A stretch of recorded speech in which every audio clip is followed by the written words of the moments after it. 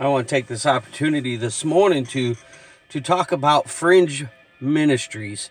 These are ministries that are on the edge. They're out where the average Christian is afraid to go, or they're going to places that the average Christian really finds it nervous or scared to go. I don't know how to say it, but somebody has to go. I mean, even Jesus visited the woman at the well. Jesus went across the Galilee to a madman that was living in a graveyard, basically, and the tombs, and so, sometimes you leave the 99 for the one, and that's an important thing that the church has forgotten. We've forgotten evangelism as a whole. We think maybe if you have almost like a Billy Graham crusade, that's evangelism, or you think of but even the great apostle Paul went to 12 men at Ephesus.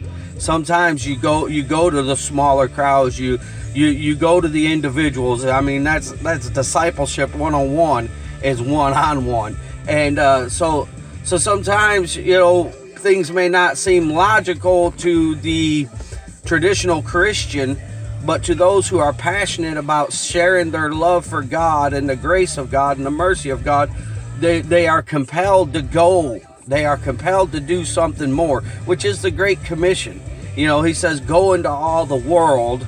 He didn't say all the church pews or all the people, the religious crowd. He said, go into all the world. And so we're our desire is to take the gospel in whatever form we can. If it's hard rock, if it's whatever way we could do it. I know there are skateboard ministries, there are ministries, even, I mean, it's been wide accepted, a cliche almost of the pastors that play golf or whatever, and they but how about the guys that play games? How about the gamers? There's gamers ministering? Where's the, so these are whether we call them small groups or whether we call them cell groups or whether we call them, these are areas of ministry that we can do that, where you don't have a pulpit, where you're not preaching from a pulpit. You're just sharing your passion, your love for God, your heart to see the lost saved. You're going in areas that you are familiar with, but maybe other Christians ain't so familiar with. We went to Atlanta this weekend and got to go to a couple of heavy metal concerts and got to see my favorite band, Theocracy.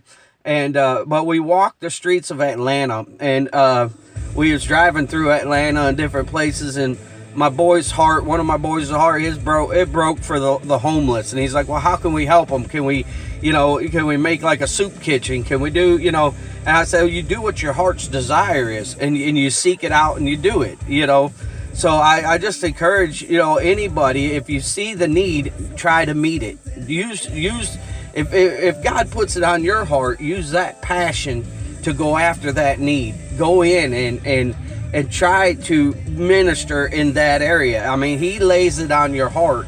I mean, that's you don't try to run out and get other people to do what God has kind of nudged you in that direction to do. Sometimes we try to lay our ministries on other people, and that don't work. If He's put it in your heart to do it, you do it.